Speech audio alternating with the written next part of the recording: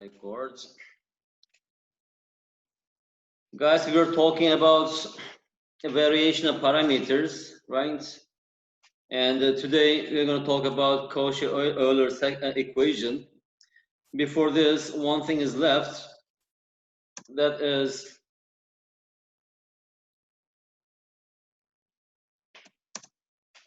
summary of the methods. Okay.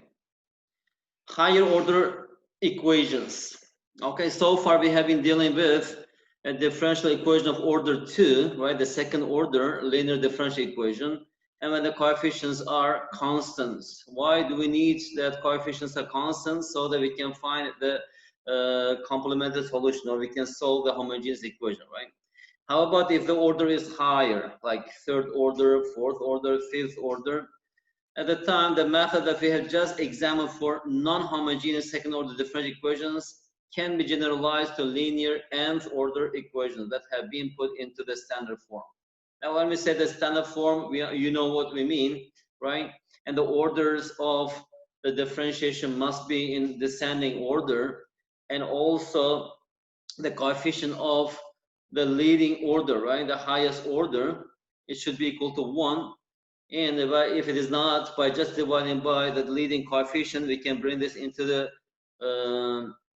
standard form. So that one is, this one is nth order linear differential equation, right? Linear differential equation.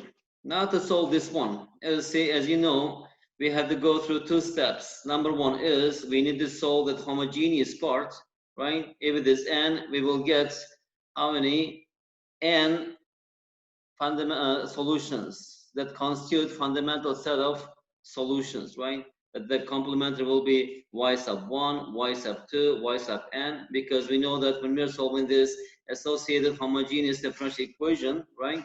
And first we need to form our auxiliary equation. That auxiliary equation will be a polynomial equation of order, degree n, right? When we just solve this, we will have n solutions. So that is the complementary function for this 13th. Then a particular solution would be, what is it? U sub 1 times y sub 1. This is how we are seeking, right? For the particular solution of this differential equation. First, we just solve the associated homogeneous part, but now by adding this f, we are looking for the particular solution, right? And in this section, as you know, we are just emphasizing on this. We are assuming that that particular solution is linear combination of these functions, that y sub 1, y sub 2, y sub n, and also we are assuming that these coefficients are not constants, these are functions, right? That's our assumption. And our assumption works here, and after that we develop that methods, and here when we actually differentiate how we are obtaining this, since we are assuming this, that is the nth order, I should differentiate this n times, right? And the corresponding expressions we have to put into this equation. Here we have nth order, n1 is 1th order, blah, blah, blah, right? And after that, when we just reorganize this, we will have a long equation. And after that, we'll make another assumption, right? So this expression is equal to 0, and this expression is equal to 0, and blah, blah, blah. The last one, that is not multiplied by anything, that is equal to f of x. That is our second assumption, right? And that is a system of linear equations. What are the unknowns here? These are the unknowns, u sub 1 prime, u sub 2 prime, u sub n prime, right? Every row contains these unknowns. This y sub 1, y sub 2, y sub n, these are the known functions. And how did we solve the system of linear equations? By using Cramer's rule, right? The Cramer's rule is, first we have to evaluate that is the solution. We need to evaluate first w sub k, right? W sub 1, w sub 2, w sub k. And you know also how to find this w sub k. That k means k's column must be replaced by this vector, that is 0, 0, 0. Only the last entry is f of x, right? If it is u1 prime, in our previous examples when we are solving second order differential equations, right, that is the first column actually we replaced by this vector, if it is 2 u sub k sub 2 prime, we actually replace the second column by this vector, right? And after that, it's just a determinant, and this w is Wronskian determinant, and also we know how to evaluate this, right? That is for the general case. In a particular case, how about if n equals 3? How about if you're solving third order linear differential equation? Okay, so when you're solving this, the first step, we need to actually solve the associated homogeneous equation, right? And we just solve this. First, we need to form our auxiliary equation, and that auxiliary equation will be the third order polynomial equation. When you solve this, you get 3 solutions, which produces this fundamental solutions, right? Y sub 1, Y sub 2, Y sub 3. These are fundamental because they are linearly independent solutions.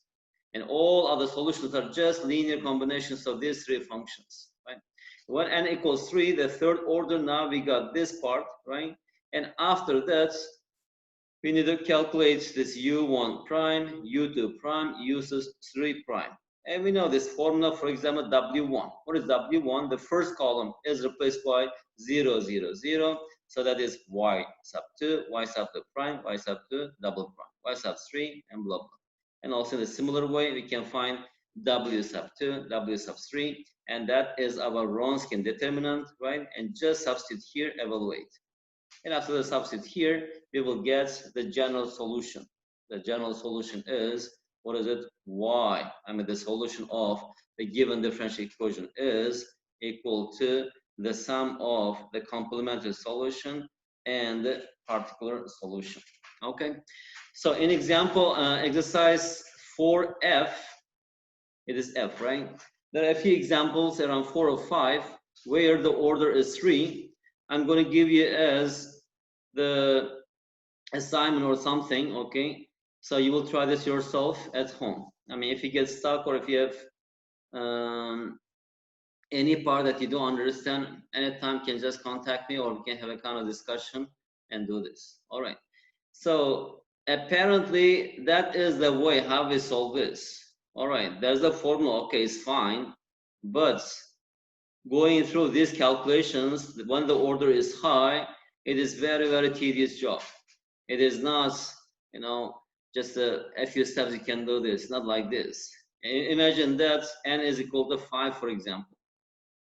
And how many steps? Here we have u1 prime, u2 prime, u3 prime, u4 prime, u5 prime. For each, you need to evaluate, what is this? 5 by 5 matrix, right? That matrix determinant.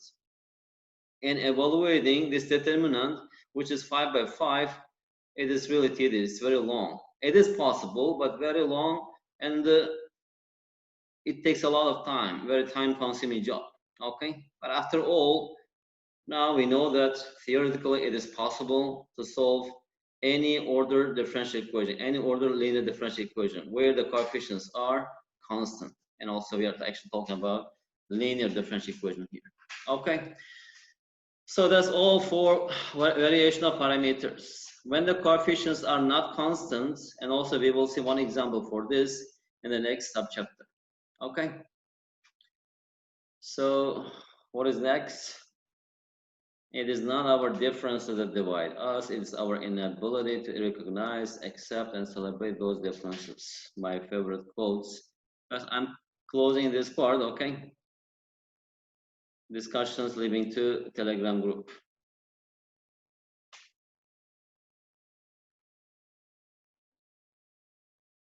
Okay.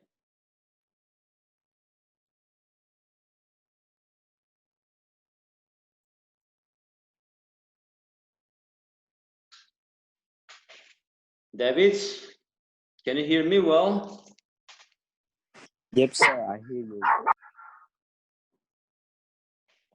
So how many students are there here now? Let me check. How many? David, Sereput, Menghak, Lengsun, Chamakara. 5 students. Like 55% of the students are present. Good, not bad. So David, are you ready for the class?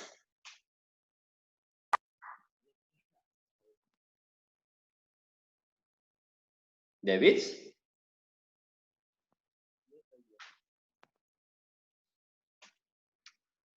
David, can you hear me?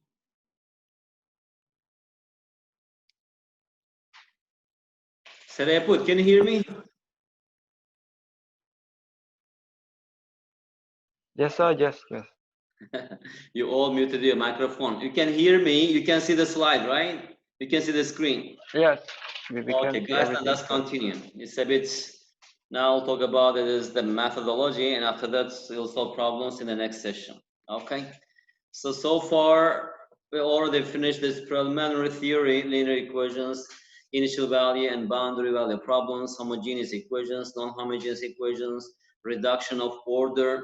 Immediately you remember that y sub 1 times u, it produced the next solution that was about reduction of order. Homogeneous linear equations with constant coefficients, we also studied this. Undetermined coefficients, that is superposition approach.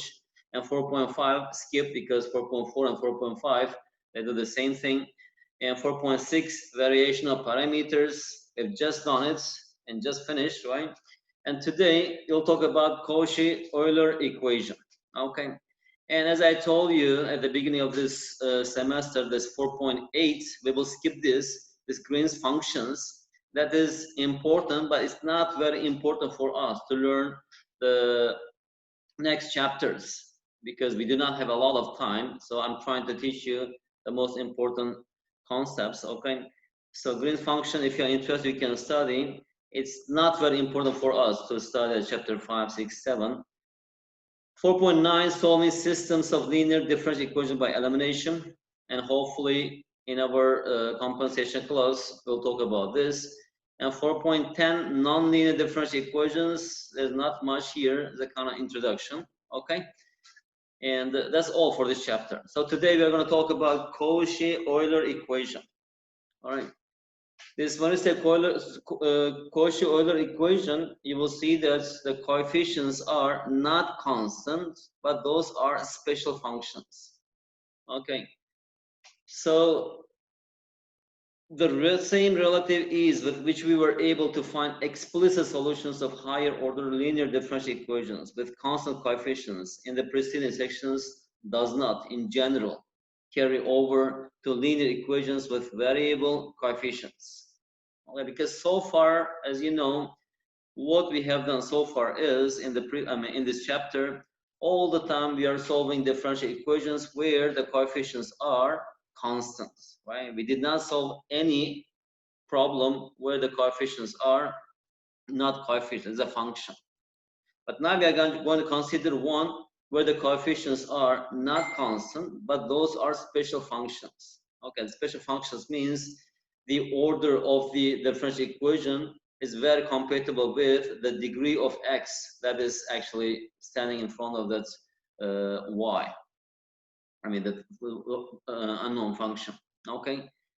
So we shall see in chapter 6 that when a linear differential equation has variable coefficients, the best that we can usually expect is to find a solution in the form of an infinite series. And that is power series solutions. Okay, so when the coefficients are not constant, they are functions, we do not have any general method, we do not have any general technique to solve differential equations. So that's why here we are just considering the particular cases or the special cases. The general method usually it is solved by using power series solution method. Okay. So however, the type of differential equation that we consider in this section is an exception to this rule. It's a linear equation with variable coefficients whose general solution can always be expressed in terms of powers of x or sines or cosines and logarithmic functions. Moreover, its method of solution is quite similar to that for constant coefficient equations, in that an auxiliary equation must be solved. Okay, now let me just introduce the Cauchy-Euler equation. What we mean by this? Let's start with the definition, and after that, okay, let me just check participants. Anybody's waiting? Nobody. All right. So, a linear differential equation of the form. Here we have a sub n, that is constant, x to the power n. Here nth order derivative of y.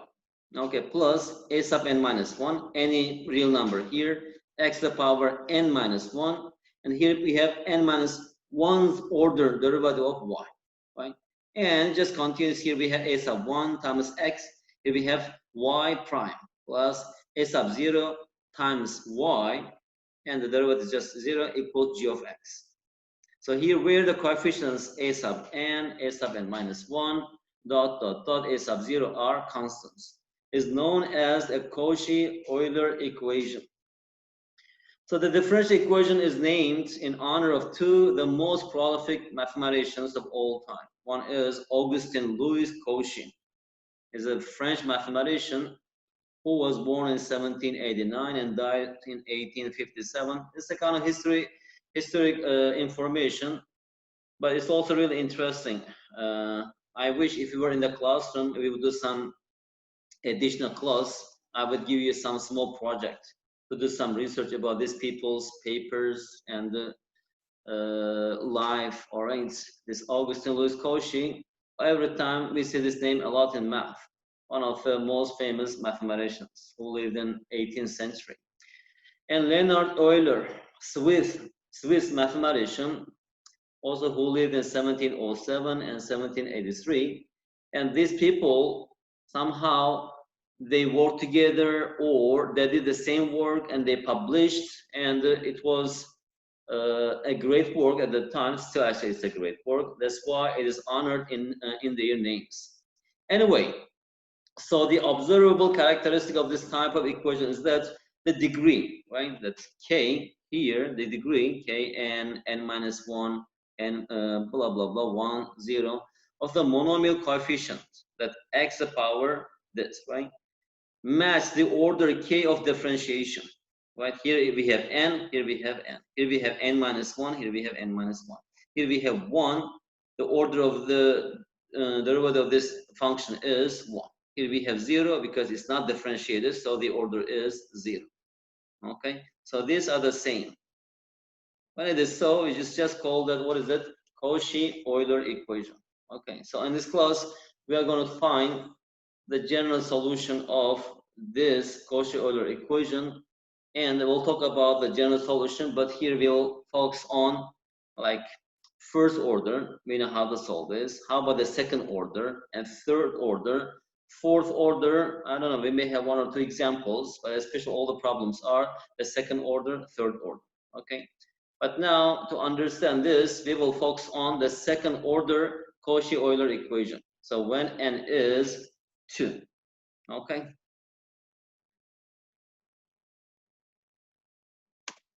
All right.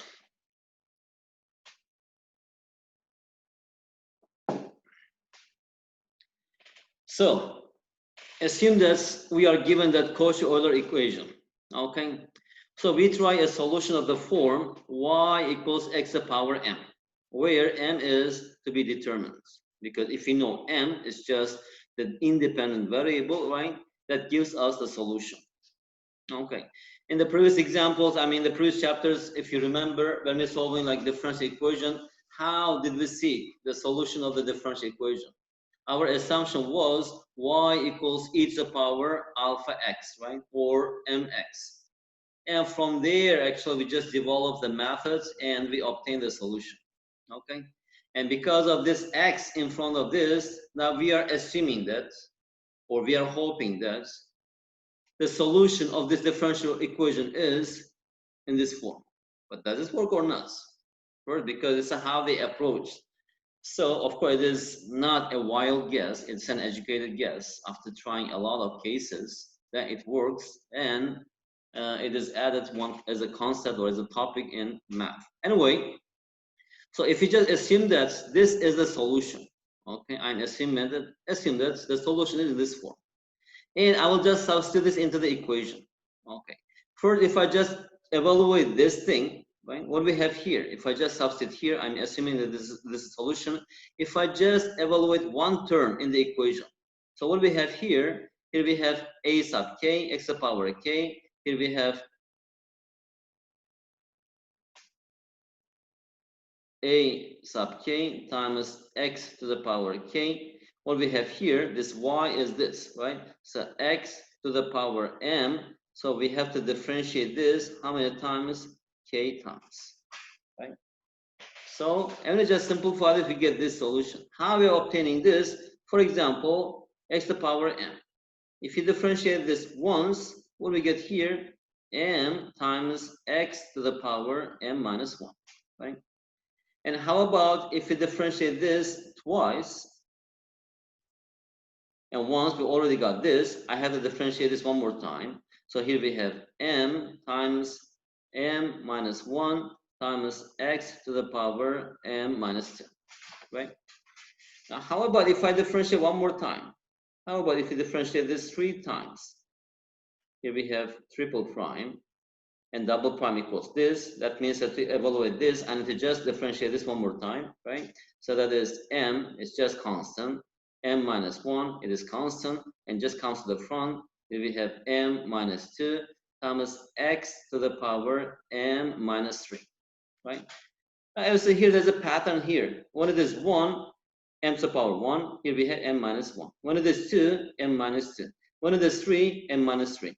But this thing, this number is just 1 less than the order of the differentiation, right? Now from here I can draw this conclusion. Then if equals, I have this term here, a sub k times x to the power sub k. So if I differentiate this k times, right? So x to the power m, if you differentiate this k times, what do we have here? Here we have m minus 1, m minus 2, dot, dot, dot. Here we have m minus, in the brackets, I have k plus 1, k minus 1, right? Because here this number is 1 less than this. So here we have k plus 1. If you remove the brackets, here we have m minus k plus 1, right? And here we have x to the power. When it is 3, this is 3. When it is k, it should be k. So here we have m minus k. Now if I substitute here, what we have here? Here we have m minus 1 dot dot dot, and here we have m minus k plus 1, and here we have x to the power m minus k. Now if you simplify this, as you see here, we have x to the power k, x to the power m minus k, right? So x to the power k times x to the power minus k is equal to 1. So I have this expression only here, a sub k, that is constant. Here we have m, here we have m minus 1, dot, dot, dot. Here we have m minus k plus 1. What do we have here? X to the power m. This is this thing, right? Same. All right. So when we are actually seeking the solution of this differential equation as x to the power m, in general, we have here, as you see here, because of this k, right? And now we do not have any k here. We just have here x to the power m, right? So this x to the power m, in each term, we will have this x to the power m because it's not dependent on this m. Sorry, this k, right? We do not have this k, right? So, and after that, we just take this out, and after that, we can solve this question. Now, sorry, guys, let me just duplicate because I need more slides. Okay. Okay, let's start with the second order. Our first one is, okay. And after we can generalize this. Let's say we are given this Cauchy-Euler equation. Okay.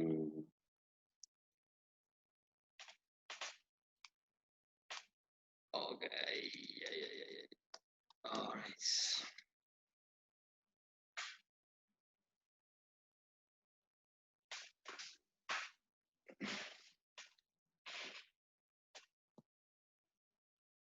Saraput, are you still there?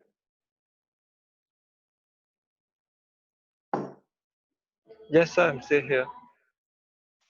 Are you at home?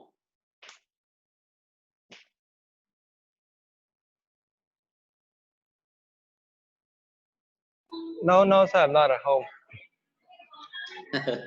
What is it? A My phone restaurant? is a bit error. Yeah, at the cafe nearby. Okay. All right. Good. If you are still there, I'm glad to know that. Okay, guys. Now let's just do our observation first on the second order Cauchy-Euler equation. Okay. What is it? That is, here we have the constant number a. Here we have x squared, right? And here we have y double prime. Right? They should match each other with each other. Plus here we have b times x y prime, and here we have c times what we have here, x to the power 0. So here we have y. On the right hand side we have 0. Okay, first let's just try to solve this second order Euler equation.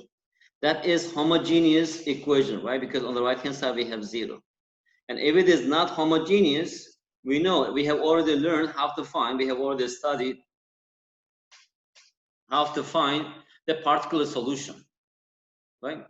So the important thing is, how do you find the solution of this homogeneous equation? Okay. So I assume that, who is joining here? Terepus.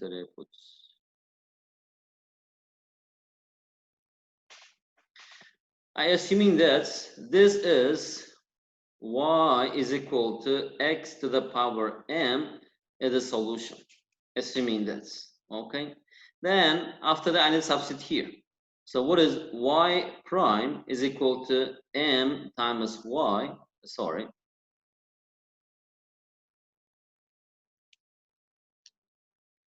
what is y prime? Y prime is m times x to the power m minus 1, right? And how about y double prime? Y double prime is equal to m minus 1 times x to the power m minus 2. Is it correct? Now let me substitute here. What happens here? So if you just substitute into the equation, okay, we have 10 minutes. Let me finish after this part. Here we have ax squared, right? What is y double prime is equal to this? That is m minus 1 x to the power m minus 2, plus here we have bx y prime equals this, that is m x to the power m minus 1, plus c, here we have y. What is y? X to the power m, that's equal to 0. Actually, it is identical to 0. We are hoping that, we are not sure actually this really satisfies this equation or not. But the equation, I mean, solution of this differential equation is in this form or not. Okay, we are just checking our assumption works or not. So now if you simplify this, x squared times x to the power m minus 2, that's equal to x to the power m, right? So here we have a, here we have m minus 1, here we have x to the power m, plus x times x to the power m minus 1 is also x to the power m. So I have here b times m, plus here we have c times x to the power m. So here we have c. So now if I just take this out, that's a common factor. X to the power m is equal to 0, right? So here we have something times something equals 0.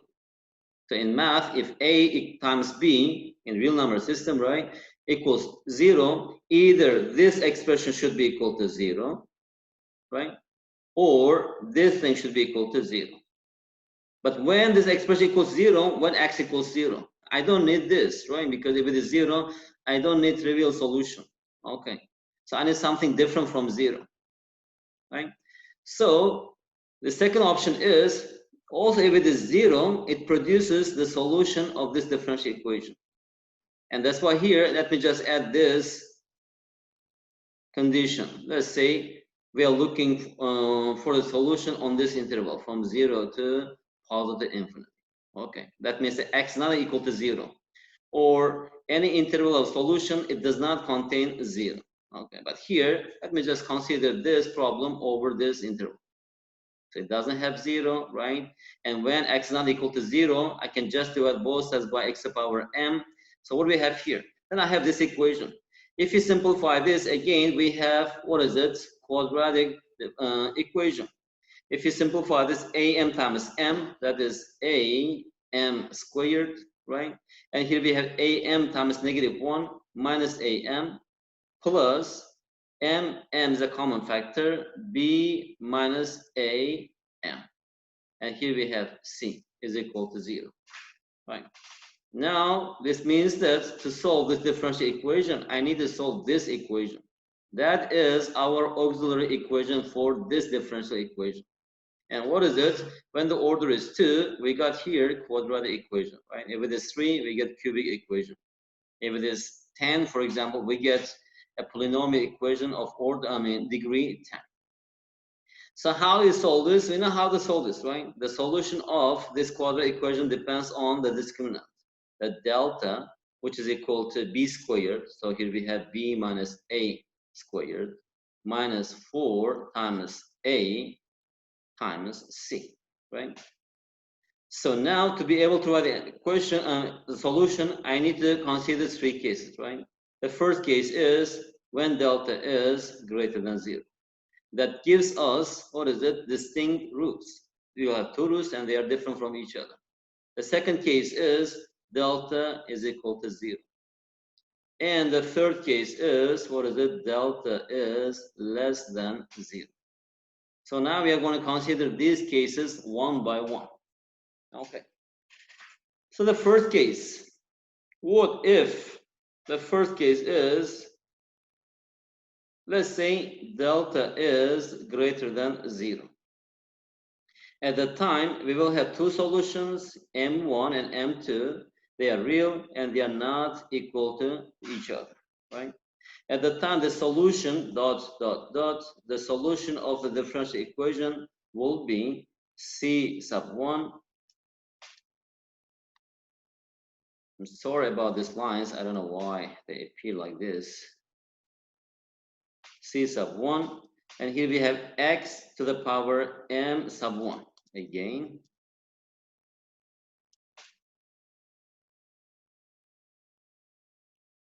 Okay.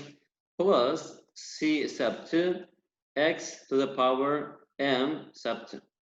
This is the solution of the given Cauchy-Euler equation of degree 2.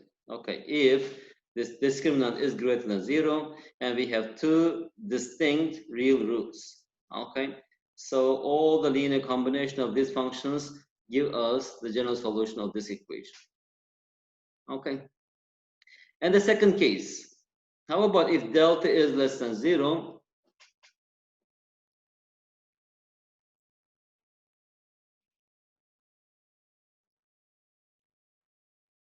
Second case is delta is equal to 0.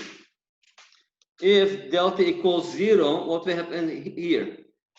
Let me just write the solution here.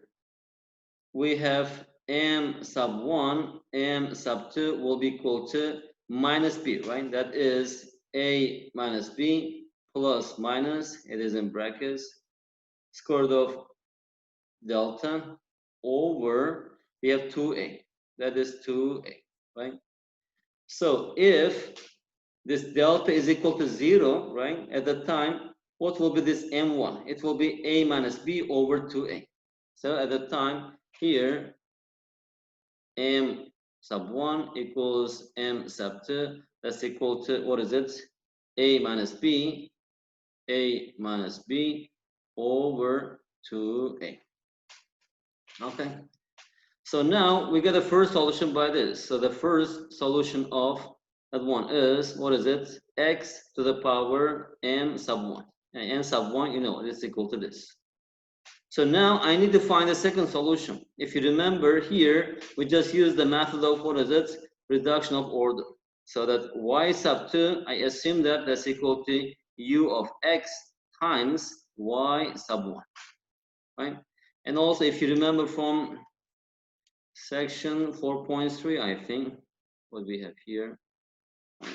What is u? How do you calculate this u? This u is equal to y Actually, not u. U is equal to integral, right? Here we have e to the power minus integral p of x dx over y sub 1 squared dx. So hot here. Okay. Guys, let me stop here. We have around 2 minutes. Now it's going to off. The next session, I'll continue from here. Okay, from the second case.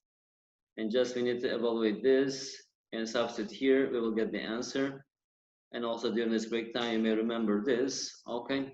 And P is our usual P. That's the coefficient of y prime in this example when the order is 2. Okay. Let's have some break. All right. We'll continue at 11 o'clock. All right. See you. See you, sir. See you. See you, sir. Yeah. See you after 10 minutes.